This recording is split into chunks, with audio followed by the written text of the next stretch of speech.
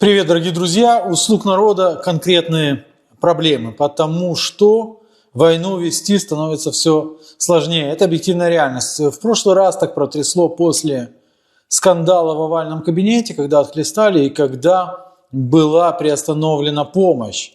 И оказалось, что без американской помощи все вот эти понты это остаются просто понтами, ибо американская помощь главное. Сейчас не понадобилось никаких скандалов в овальном кабинете, понадобилось кое-что другое. Но я выскажу свое мнение в конце, почему Трамп делает именно так. Итак, американская помощь приостановлена. Последние несколько дней с Запада поступал ряд месседжей о том, как все плохо в военном и околовоенном отношении. Сумская область удерживается с тяжелейшими потерями.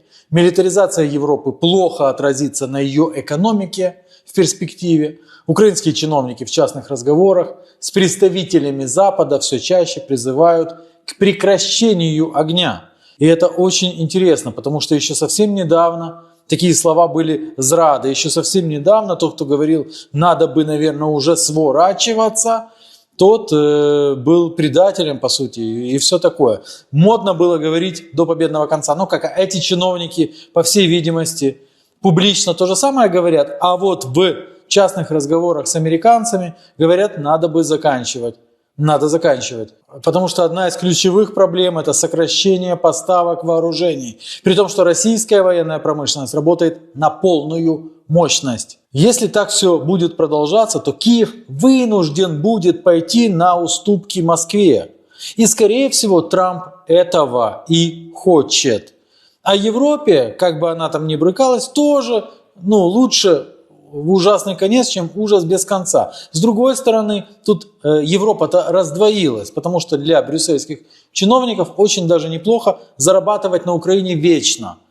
Милитаризация, мы сейчас будем тут мы тут танки будем выпускать, все это откаты, все это деньги. Но ввиду того, что на 2 шага вперед, даже на 1 шаг они просчитать не могли, оказалось, что все это просто положит Европу. И никакая экономика, роста экономики не будет за счет выпуска танчиков и снарядиков. Поэтому Европа тоже, в общем-то, давайте уже ужасный конец. Украина на 40% обеспечивает себя вооружением. Но для того, чтобы это продолжалось, нужны деньги, нужны инвестиции. А инвесторы требуют быстрых результатов и большой прибыли. По поводу разработок звучат предположения, что эти разработки будут попадать к русским.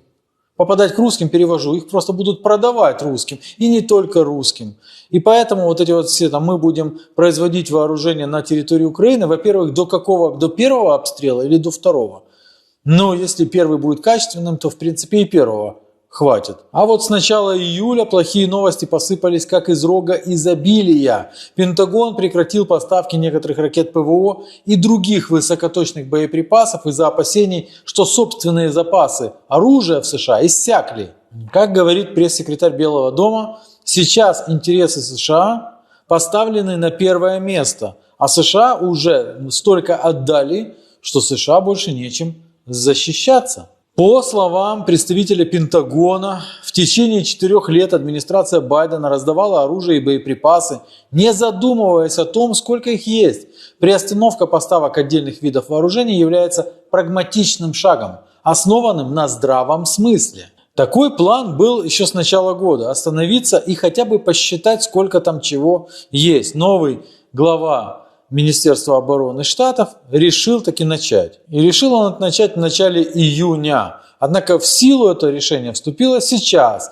И не вовремя, на фоне российского наступления и после серии комбинированных российских ракетно-дроновых атак. А именно на эти дроновые атаки комбинированные, знаете, Россия как знала. Были израсходованы запасы ПВО в Украине, а Штаты израсходовали свои запасы ПВО и очень так значительно, помогая Израилю отбиваться от атак Ирана и хуситов. Недавний обстрел американской базы в Катаре привел к крупнейшему в истории США единовременному применению противоракетных комплексов «Патриот». Кто там говорил, что поддерживает решительность Трампа в его кратковременной антииранской кампании? Вспомнил. Это Зеленский говорил. И Зеленский, приветствовал же эту историю. Пожалуйста, теперь пусть приветствует то, что у них нет ПВО. А у них нет ПВО, значит у Киева нет ПВО. Когда еще в Гааге состоялась эта сходка натовская, Трампу задали вопрос по противоракетам. Мы услышали, что Израилю ПВО нужнее, а кто-то уцепился за фразу типа «посмотрим, что можно с этим сделать». Но это больше похоже на отмазку было. Прошло время, и оказалось, что перспективы, тот, кто оптимистично отнесся к этим словам, не мог же столь оптимистично отнестись к словам Зеленского о том, что они ведут переговоры о новых поставках пакетов там противовоздушной обороны. Ну, каких поставках? А? По оценкам западных СМИ, следующие примерно пару месяцев ВСУ могли бы отражать нападения с помощью пакетов, которые обещали еще при Байдене. То есть реальный дефицит начал бы ощущаться к концу лета. Однако заморожена передача и того, что уже ехало в Украину. Буквально та партия оружия, которая сейчас заехала в Польшу, остановлена. Там самолеты разворачивали, которые летели с вооружением, буквально разворачивали самолеты, давай назад. Отмена. В Польше там было несколько тысяч 155-миллиметровых осколочно-фугасных боеприпасов, 100 ракет Hellfire какой-то, 250 ракет для Хаймерс. Но фишка в том, что это и так не сильно большие объемы. Этих объемов хватило бы, возможно, на пару дней интенсивных там обстрелов. А дальше что? Украинские чиновники так или иначе рассчитывали в своем военном планировании на эти объемы. По информации The Economist, в ночь на 1 июля замерло вообще все. И то, что я говорю, грузовые самолеты, летевшие к хабам в Европе, были развернуты прямо в небе.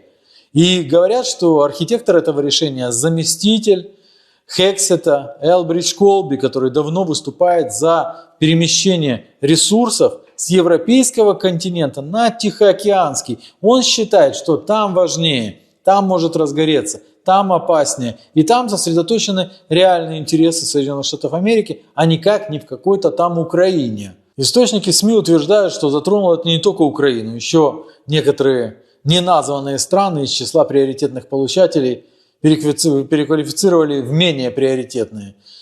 И я что-то так подозреваю, что, возможно, недополучили чего-то какие-то балтийские опять тигры, балтийские тигры, стреляющие по воронам, или я не знаю, они продают, наверное, эти системы ПВО. Нахрена им системы ПВО, если на них, несмотря на их призывы, никто не нападает? Ну, может, ошибаюсь, может кому-то другому ехали. Решением Пентагона стало неожиданностью даже для тех в США, кто пристально следит за этой темой.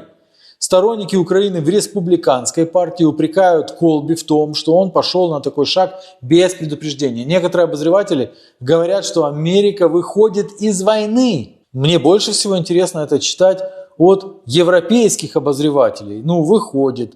Так вы теперь можете показать, чего вы стоите. Чего стоит мощный европейский континент, вводящий 156-й, вон какой-то пакет санкций и так далее.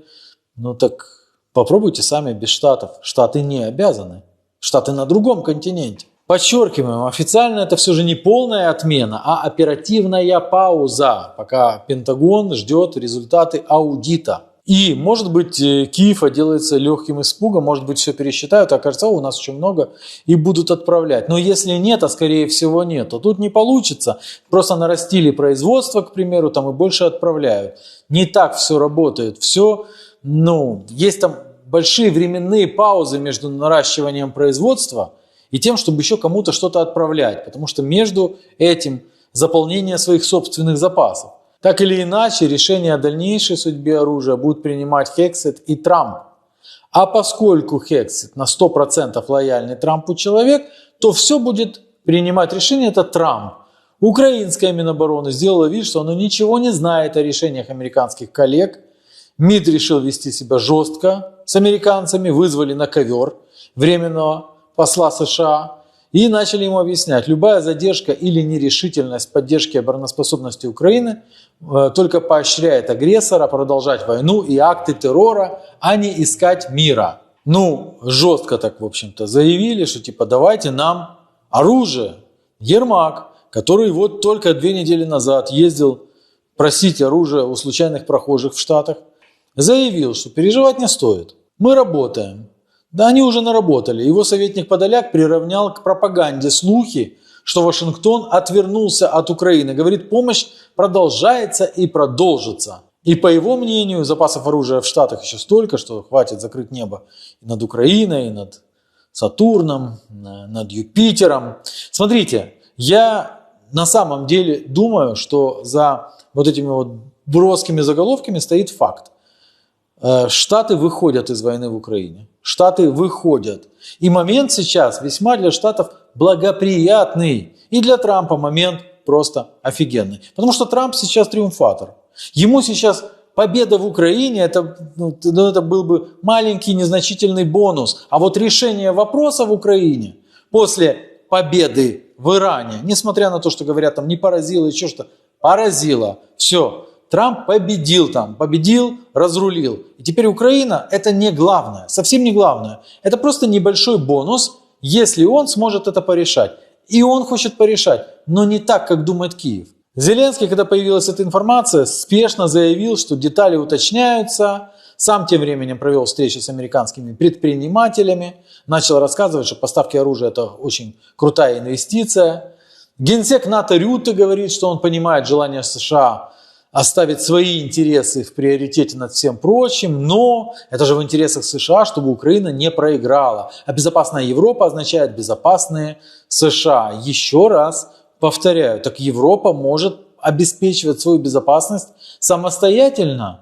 Кремль, конечно, обрадовался, и там заявили, что чем меньше оружия поступит в Украину, тем ближе конец войне. А теперь давайте подумаем, что это может значить. Потому что некоторые, которые смотрят за реакцией Кремля и думают, кому это выгодно, рассуждают, что не большая ли это сделка. Может быть, это большая, секретная сделка. Вы помните, как Зеленского притащили все-таки в Гаагу на этот саммит ООН. Хотя его туда не должны были тащить, но тем не менее его притащили и отправили разговаривать с Трампом. Белый дом анонсировал переговоры с ним сам. То есть никто не подстерегал в коридорах, как Ермак.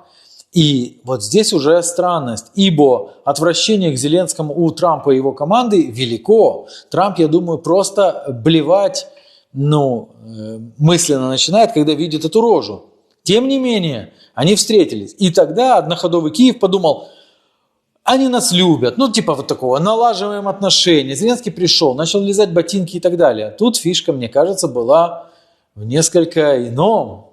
И они на один шаг вперед не подумали как раз-таки. Встреча продлилась 40 минут, ее содержимое стороны изложили по-разному. Зеленский говорил, что на ней обсудили широкий круг тем, включая прекращение огня, которое не хочет объявлять Россия. Трамп этого не подтвердил и оценил любезность Зеленского, но напомнил журналистам, что у них были проблемы. А от любых вопросов наводящих он уклонялся. Мы тогда предположили, что, скорее всего, основным лейтмотивом было не какое-то там обсуждение, сколько там оружия поставлять и так далее, а самое главное, о чем хотел поговорить Трамп, это о следующем раунде переговоров в Стамбуле. И Трамп хочет, чтобы Зеленский кое-что сделал там в Стамбуле. Скорее всего, просто предполагаем, принял некие условия Российской Федерации. И еще раз говорю, для Трампа сейчас после победы в Иране, он еще долго будет этим хвастать, окончание войны в Украине – это бонус, не самоцель. И для того, чтобы была хотя бы видимость завершения конфликта в Украине и, пусть видимость, но такая хорошая, крепкая видимость того, что Трамп успокоил этот конфликт, нужны переговоры. Переговоры и какие-то решения на этих переговорах. И просто гуманитарными решениями. Мы вам 1000, вы нам 1000 людей уже не отделаются. Я говорил тогда, что что-то здесь не так. Трамп реально этого от говно не отличает. Причем собачьего. И он, тем не менее, с ним встречается. И Зеленский, не понимая, чего от него хотят, в своей обычной манере, попрошайничал за оружие, а Трампу надо было совсем другое. Зеленский, главное в Стамбуле. Наши мысли подтверждаются слухами о том, что в Белом доме готовится телефонный разговор Трампа Зеленскому. Он может состояться уже в пятницу, а это День независимости США, кстати. Среди тем, дальнейшие поставки оружия. Тогда же ожидается звонок Путину. Будет какая-то договоренность с Путиным, и Зеленскому скажут, что ему делать. И тогда пауза, оперативная пауза в поставках вооружения может быть прервана. И еще там кап немножечко вооружения, вот еще кап-кап, 2 капулечки вооружения. Смотрите, Зеленский в свое время был очень-очень неуступным. Помните? А потом согласился на замораживание конфликта по линии разграничения. Он сначала не соглашается на какие-то вещи, а потом внезапно соглашается. Он говорит, мне не о чем нахрен разговаривать с этим Путиным. А потом говорит, я буду разговаривать с Путиным.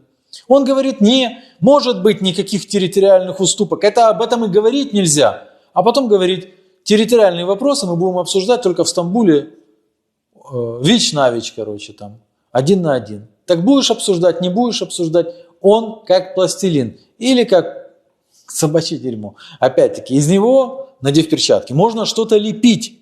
Бабу, не снежную, а гамняную. И вот поэтому вполне возможно, что Трамп будет вынуждать его опять на какие-то шаги. Будем наблюдать. Вы знаете, мне кажется, риторика изменится опять. И опять мы не узнаем Вовчика. Наблюдаем. Но все сложнее, чем видится на первый взгляд. А на Банковой сидят глупые воры. Как воровать научились профессионально, а думать на шаг вперед не научились. Трамп задумал свое и ведет свою игру. Пока, дорогие друзья. Кстати, то, что Штаты вышли из войны в Украине, я уверен, это уже все. Но Трамп хочет поставить точку в, пусть якобы, завершении вопроса. И как угодно, да, но она ему нужна. И здесь будет давление на Зеленского. Все, пока.